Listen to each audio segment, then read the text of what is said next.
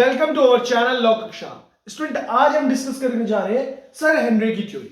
ये sir Henry Maine के introduction से हम थ्योरी को स्टार्ट करते हैं। Come to the next slide. Sir Henry born in 1822, इनका जन्म 1822 में हुआ था। He was the jurist of historical school of law. ये किस स्कूल से बिलोंग करते थे? Historical school of law. कई बार सीधा एक्सप्लेन में आ जाता है सर हेनरी की थ्योरी एक्सप्लेन करें। ये क्वेश्चन ऐसे भी आ जाता है कि किसी भी जूरिस्ट की थ्योरी एक्सप्लेन करें जो बिलोंग करते हैं हिस्टोरिकल स्कूल ऑफ लॉ से। He started his career as a professor of civil law in the university of Cambridge. He was the law member in the council of governor general of India. ये क्या, इनका जो career start हुआ था professor of civil law में, कहा किस university में? यूनिवर्सिटी ऑफ कैम्ब्रिज में। और ये लॉ मेंबर भी थे किसमें? इन the council of governor general of India. Start करते हैं। देखिए, इन्होंने कहा कि जो हमारी ये है लॉ है, जिसका डेवलपमेंट है लॉ के बारे में, इन्होंने कहा वो डिवाइड इन्होंने 3 स्टेजेस करा। जैसे development of law in static society from status, की डेवलपमेंट होता है स्टैटिक सोसाइटी में किससे? स्टेटस से। मूवमेंट ऑफ प्रोग्रेसिव सोसाइटी, की मूवमेंट कैसे होता है प्रोग्रेसिव सोसाइटी में? From status to contract. And last इन्होंने बोला थर्ड में reversal of trend from contract to status. क्या होता है फिर एक बार ट्रेंड क्या होता है? रिवर्सल होता है फ्रॉम कॉन्ट्रैक्ट टू स्टेटस। इसे आगे डिस्कस करते हैं one by one. Start. Development of law in static society from status. इन्होंने कहा जो डेवलपमेंट होता है स्टैटिक सोसाइटी, स्टैटिक सोसाइटी क्या होता है?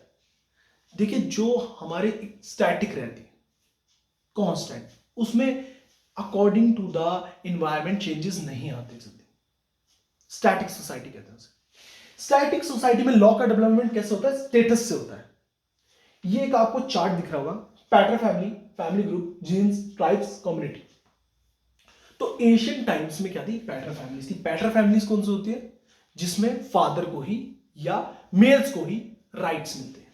तो पैटर फैमिली के ग्रुप से बने हमारे फैमिली ग्रुप्स, फैमिली ग्रुप्स से बने हमारे जीन्स, एंड खूब सारे जीन्स से मिलकर बने ट्राइब्स, एंड ट्राइब्स को मिलकर क्या बना? कम्युनिटी। तो यहां कैसे हो रहा है स्टैटिक का डेवलपमेंट? स्टेटस के थ्रू। Come to the next slide.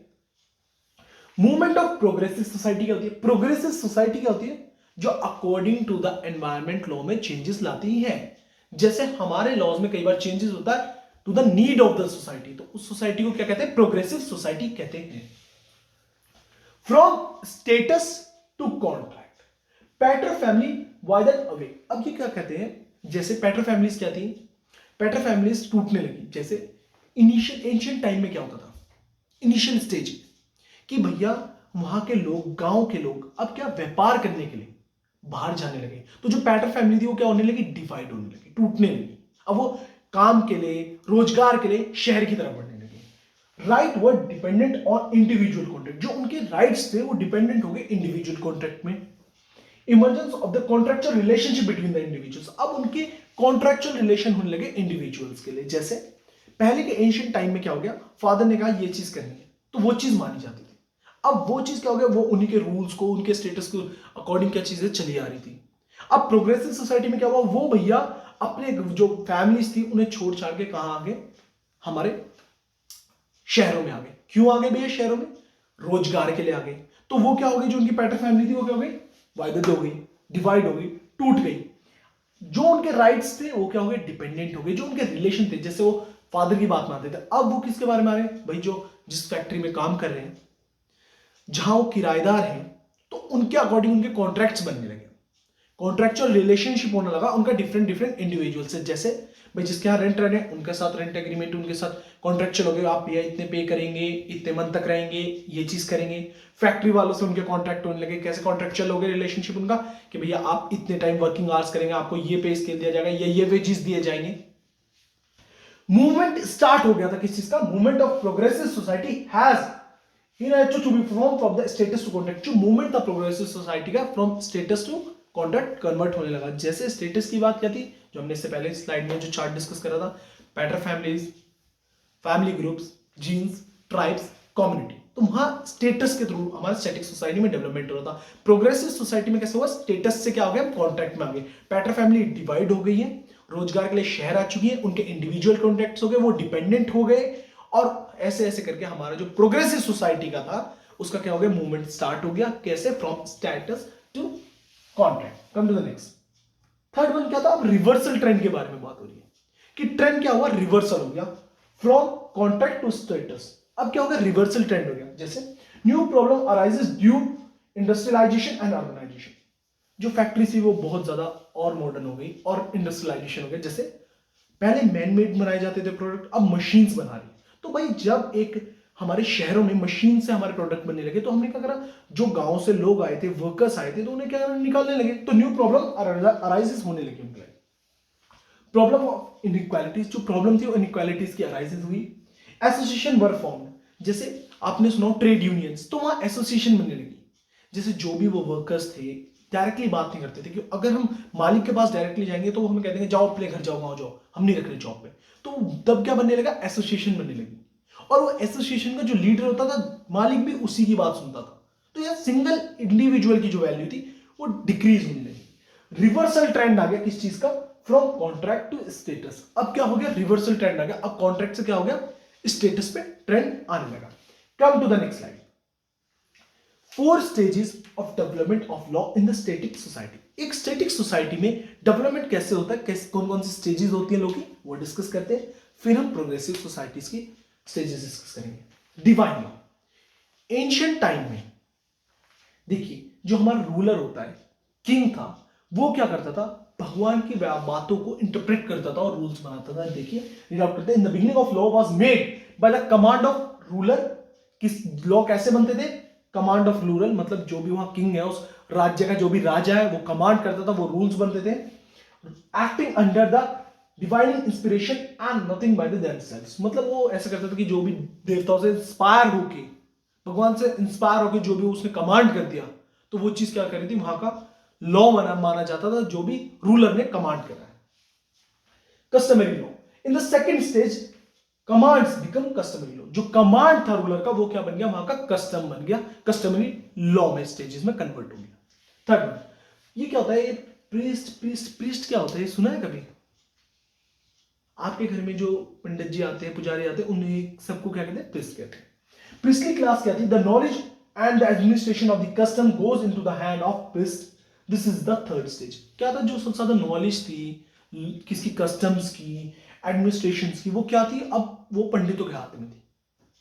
पंडित बताते थे कि ये कस्टम्स है हमारे, ये हैं, क्योंकि उन्हें सबसे ज्यादा नॉलेज होती थी। ऋषि, यहां किसके बारे में बात हो रही है, सेक्स के बारे में, ऋषिस के बारे में, स्टेजेस के बारे में बात हो रही है।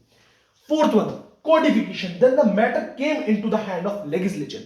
अब मैटर किसके हैंड में आ गया, स्टैटिक सोसाइटी का, लेजिस्लेचर के हैंड में, when the law is codified. यहां फोर्थ स्टेज में डेवलपमेंट लॉ का स्टैटिक सोसाइटी में कैसे हो गया, कॉडिफाइड हो गया। अब law कॉडिफाइड।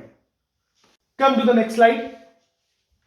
3 stages of development of law in the progressive society. अब हम कौन सी स्टेजेस के बारे में बात करें, 3 स्टेजेस है, किसकी है, डेवलपमेंट ऑफ लॉ की, किस सोसाइटी में, प्रोग्रेसिव सोसाइटी में। इससे पहले हमने किस सोसाइटी में पढ़ा, स्टैटिक सोसाइटी में पढ़ा।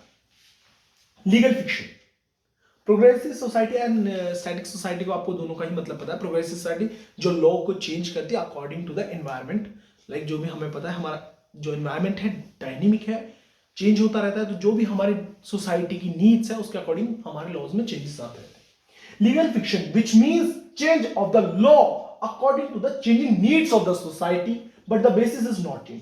जो हमारा बेसिस है वो चेंज नहीं होता, बट जो भी हमारी लॉ, जो भी सोसाइटी की नीड है, तो उसे हम लॉ को सोसाइटी की नीड्स के हिसाब से चेंज करते हैं। जैसे विडो रीमैरिज एक्ट हो गया, तो ऐसे कई एक्ट्स हैं जो हमारे कई सोसाइटी की नीड्स को देखते हुए क्या हुए, चेंज हुए हैं।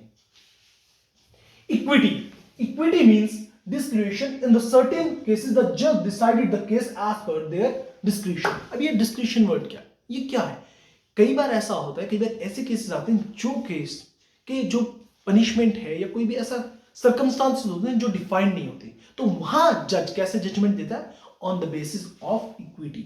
तो वहां वो इक्विटी का जस्टिस में जो देता है तो इक्विटी के बेसिस पे देता है कि अपने हिसाब से, वो डिस्कशन के हिसाब से, जो सर्कमस्टांसेस होते हैं केसेस के उसके हिसाब से देता है। लेजिस्लेशन, एक इक्विटी में एक और चीज बताऊंगा छोटी सी, ये जूरिस्प्रूडेंस लोग पढ़ते हैं, ये सब्जेक्ट जूरिस्प्रूडेंस होता क्या है, कई बार जब किसी केस कोई ऐसे सर्कमस्टांसेस के साथ होता है जहां हम ना उसका जो भी पेनलाइज है, पनिशमेंट है ऑफेंस की, ना वो हमारी इसमें डिपेंड है, किसमें, इंडियन पिनल कोड में डिपेंड है, ना ही सीआरपीसी में, ना ही एविडेंस में, कहीं भी उसकी पनिशमेंट डिफाइन नहीं है। तो जजमेंट क्या दिया जाए उस केस में? सपोज एक ऐसा केस आया जिसका सर्कमस्टांसेस हमारे ना ही उसकी ऑफेंस, ऐसा कोई ऑफेंस नहीं है उसके, ना ही हम जजमेंट हम आईपीसी के हिसाब से दे सकते हैं, ना ही सीआरपी से, ना ही हम किसी लॉ के हिसाब से दे सकते हैं। कहीं कोई वायलेशन है बट हम उसमें कहीं भी लॉ में डिफाइन नहीं है ऐसा कोई ऑफेंस हुआ, अज्यूम करिए किसके हिसाब से जजमेंट होगा? वो तो जिसने भी वो ऑफेंस करा होगा वो तो कहेगा कहाँ डिफाइंड है सर, ये मैंने ऑफेंस करा है, बताइए कहाँ डिफाइंड है। तो उसका जजमेंट किसके हिसाब से दिया जाएगा? जूरिस्प्रूडेंस के, वहां देखा जाएगा जस्टिस के हिसाब से, इक्विटी के हिसाब से, है ना। तो ये सब होते हैं जस्टिस, इक्विटी, गुड कंसाइंस, तो इसके हिसाब से क्या दिया जाएगा? जजमेंट दिया जाएगा उस केस में। Third one, legislation. It is the last and direct systematic method of law making. हमारा लेजिस्लेशन क्या लास्ट मेथड है भैया? लॉ कौन बनाएगा? लेजिस्लेशन।